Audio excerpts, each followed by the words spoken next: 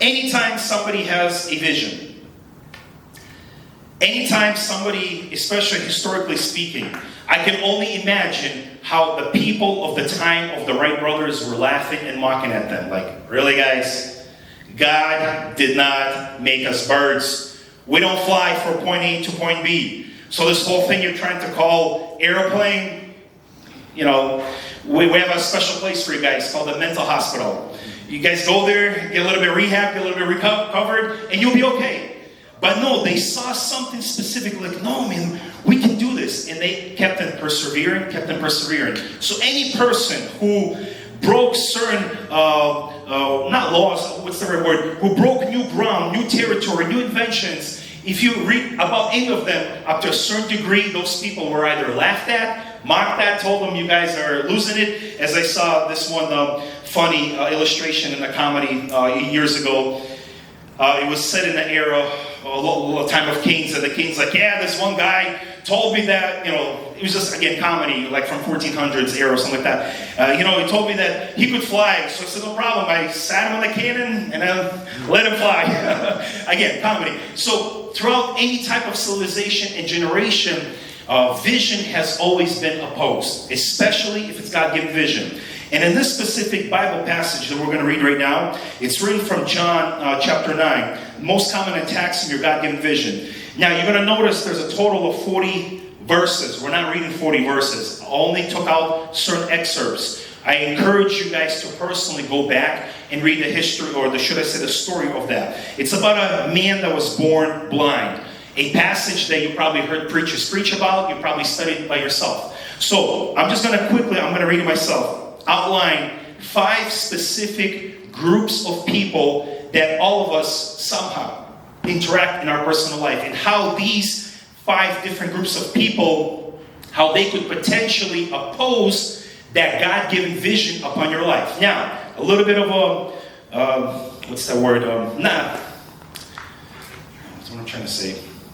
Not somewhat of a caution, meaning try not to take this out of context, because as soon as I start using certain examples, like, yes, Dan, I know exactly who you're talking about. Okay? So let's just follow along this story when Jesus ended up healing this person that was blind from birth. So these are just excerpts from that whole passage. Let's start off with the first one. Now as Jesus passed by, he saw a man who was blind from birth. That was a fact.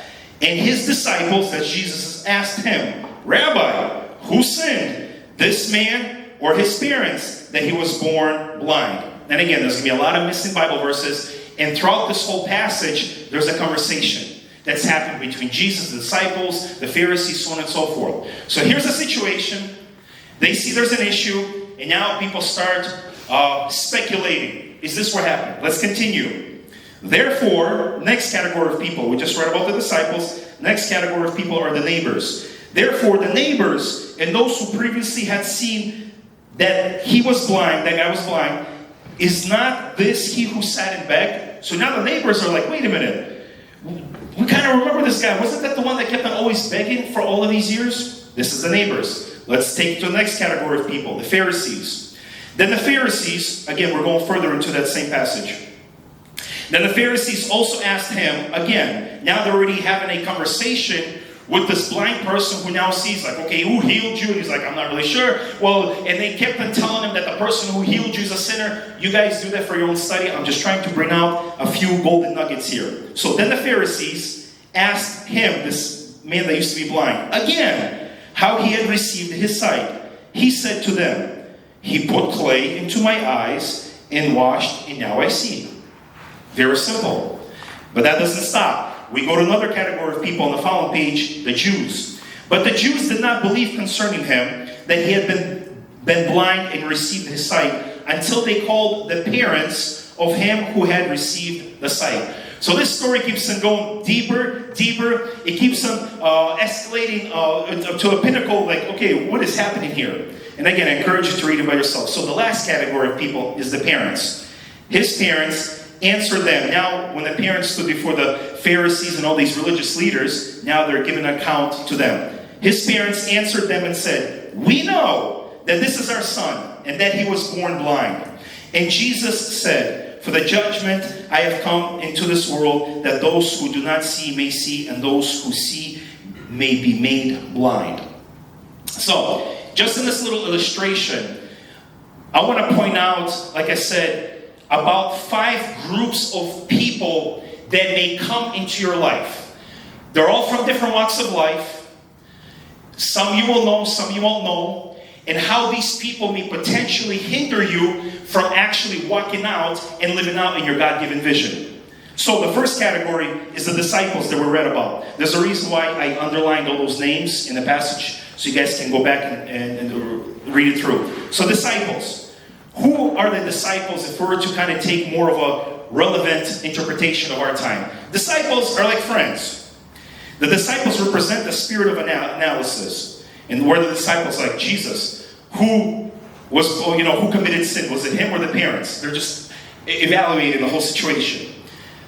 So, point number 2. Your friends, the missing word, will not always understand or support your God-given vision. And I have more than enough examples from my personal life. When you guys were growing up, I know this does not relate to this whole front row. Let me talk to this crowd right here. Have you guys, those friends that you were growing up with, like, high school, stuff like that, and you consider them to be very close friends, are they still your friends today? Yes. Well, those who just finished. Okay. All of them? Not all of them. Okay. So is it normal throughout our life to go through seasons of friends? Yeah. There's a season we used to kind of hang out, do life together, but something happened and you just totally parted ways. Yep. We all have that. For the young crowd over here, get ready for it. I call it the train principle. Our life is like a destiny on the train. We sit in the train and we're going somewhere. But that train makes many stops. At some of the stops, some people, new people, are going to come into your life, while those who have been with you for a certain season are going to get out. Why? Because they're not interested in where you're going. Simple example. Practically every friend, at least when they were not Christian, those who were not believers, when I gave my life to the Lord, they were no longer my friends. Because that's not the group I wanted to continue to hang out with. Do not associate with such people. The Bible talks about that. So when I gave my life to the Lord, at that station called being born again, in the state of Massachusetts, those friends got out. And for a short season, I traveled, and at the next station, new friends came into my life. Some of them that I'm here today. So this is very important for us not to take out of context that not always friends are going to be there with you all the way. Next point about friends. I heard this advice from a number of successful people who said, if your friends are not interested in your vision or your passion, then leave them and find new friends who are interested in your vision or your passion. This may be a blunt suggestion, but also contains much wisdom. I personally believe that all of us have a specific desire to achieve something. Just because some of our close friends don't want to support you does not mean that they're bad. It does not always mean that, I have to change my friends. What it means is you cannot sacrifice your friendship, you cannot sacrifice your God-given vision of what God put upon your heart just because some of your friends don't see what you see.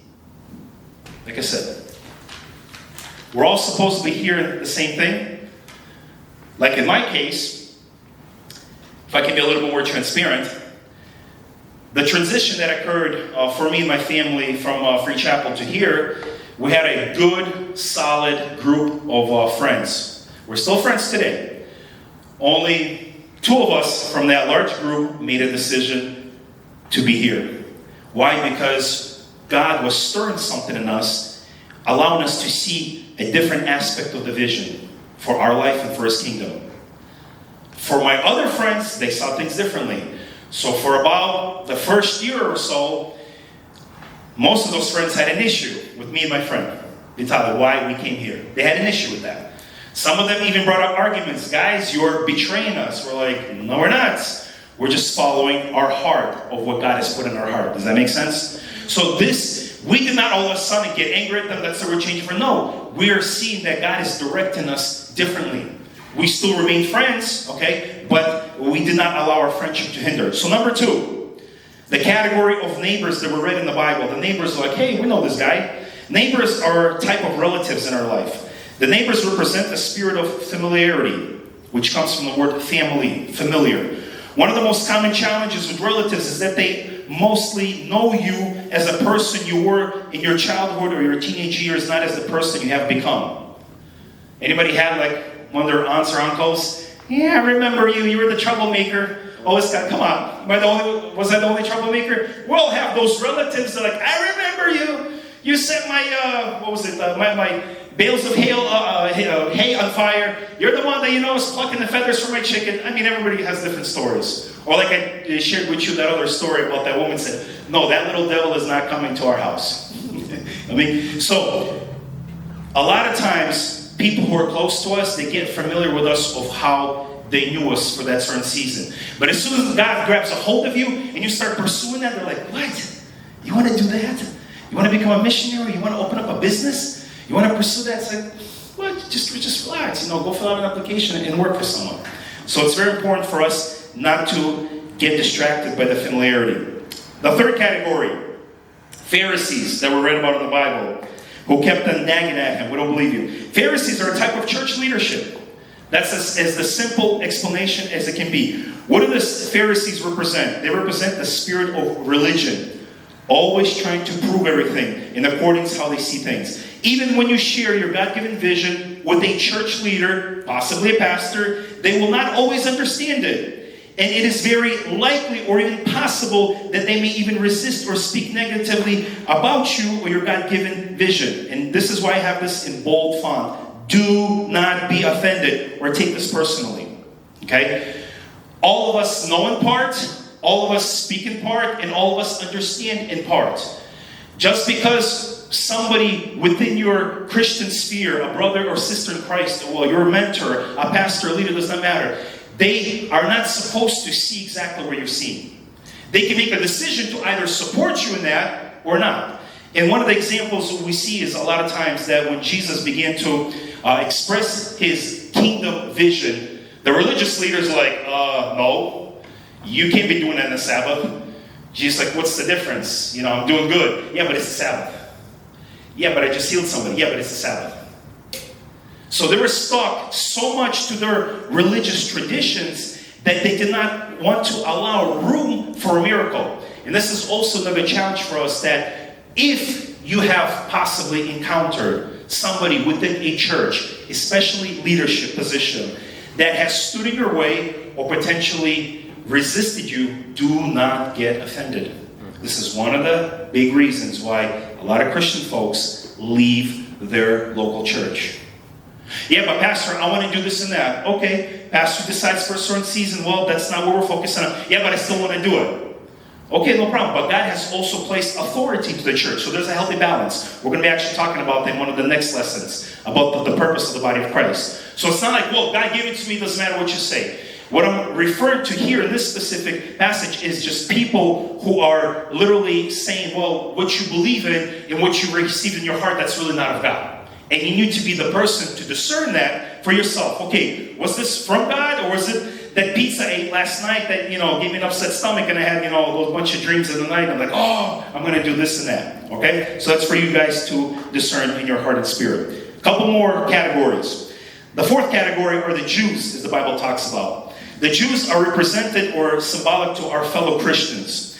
The Jews represent the spirit of unbelief, like it was in that specific passage. Even your fellow brothers and sisters in Christ, as I mentioned earlier, will not always understand or even support your God-given vision. Most often, it is this specific category where vision will be attacked and opposed, since this category has the greatest quantity of individuals. And one more point to that, every Christian has a unique relationship with God, and they all have varying levels of spiritual maturity, where some will support you while others will mock you and oppose you. I once had a situation, I was conversating with some pastors, and I was just sharing a few things with them. And one of those pastors just started giving me a piece of their mind, and I'm thinking, whoa, what happened here? I thought it was maybe a misunderstanding, but then, I kind of understood that they were just not, supporting some of the things I was sharing. I'm like, okay, that's fine. We all, have different theological beliefs, perspectives, and they said, that's fine. I kind of left it alone. Only later, I learned from another person that specific pastor that kind of gave me a piece of their mind was actually doing a 40-day fast, full fast. And they were like on day 20-something. I'm like, no, maybe you lied to me. I don't believe it. Like, no, I know that person. I'm like, really? And the reason why I was a little bit confused, I'm thinking, wait a minute. If you are seeking the Lord, it doesn't matter what title you are, and you're already like in 20th day of fasting, like no food, you need to be a little bit more spiritual than I am, in a sense. But during that conversation, that pastor just let loose in me a little. I'm like, okay, that's fine. I said, we can disagree in certain things. But what kind of surprised me was, wait a minute. If you're trying to seek out God, you should have a little bit maybe more understanding towards me. I don't know. But what I learned from that lesson is, again, guys, it does not matter who we are, what position, title we have. At the end of the day, we're still human beings. We can misunderstand someone, whether we're praying, not praying, fasting, or not fasting. So to me, that became a very valuable lesson that I should not get offended at anyone. It does not matter what level they may resist you, oppose you, tell you, well, what's upon your heart, it's not really from God. It's just your thoughts and your illusions. Okay? We're going to finish up this section. We're going to take a break. In the fifth category, parents, the last but not least. The parents are like, hey, look, we know that's our son, and how he got healed, we don't know that. Those are our family members. That could also be our spouse or our siblings. The parents represent the spirit of fear, because in that story, parents were afraid to actually defend their son. And for those who know the backstory of that whole passage, the reason that we're afraid to defend our son that was blind, because the word went out amongst the Pharisees and the people of that time that if anyone believes in this guy Jesus, anyone follows him, they're going to get excommunicated from the synagogue. So they were operating the fear. And if you read the context of the passage, they're like, hey, they're talking to the Pharisees, why don't you ask him? He's of age. In other words, they're like, you deal with him, he's old enough. They're preserving themselves. So, parents are family members, spouse, or siblings. And the parents represent the spirit of fear. This will be one of the most difficult attacks that you may face in your own personal life. And you guys will find out why. Let's flip the page. They may be your flesh and blood, but that does not mean they will always understand or support you with your God-given vision. And here's a classical example. Even Jesus' mother and his own siblings at times doubted his purpose and mission. And I want to challenge and encourage you to read that in the reference of Gospel of John and Matthew. And you guys will be very familiar with those passages. That at times they're like, okay, Jesus. But let's take it a step further. It doesn't end there. At one point, John the Baptist expressed doubts about Jesus and his ministry. And I want to read this for you. Luke chapter 17. Then the disciples of John reported to him concerning all these things, concerning Jesus. And John, calling two of his disciples to him, sent them to Jesus, saying, are you the coming one, or do we look for another? Interesting. John the Baptist, who kept on preaching, I'm preparing the way, I'm preparing the way. The one that comes after me is greater than me. I'm not even worthy to unstrap his sandals. He came, he baptized him, he says, that's the guy I'm talking about. But then, somewhere in his life, maybe doubt came, or circumstance, it does not matter. Humanity kicked in. John the Baptist called his disciples, like, hey, why don't you go back to that guy that you've been talking about, Jesus, and ask him, is he the one? It's interesting. So this only shows you guys the humanity of all of us. And it should be very important that we never start pointing a finger at anybody. In all these categories, we don't point a finger at our friends, at our relatives, at church leaders, at our fellow Christians, or even at our family members. Okay? There will be, even though it may seem like all these groups of people need to be there to support you, to lift you, not always. Sometimes yes, sometimes no. Let me read these couple of Bible verses for you guys, and we'll take our first break.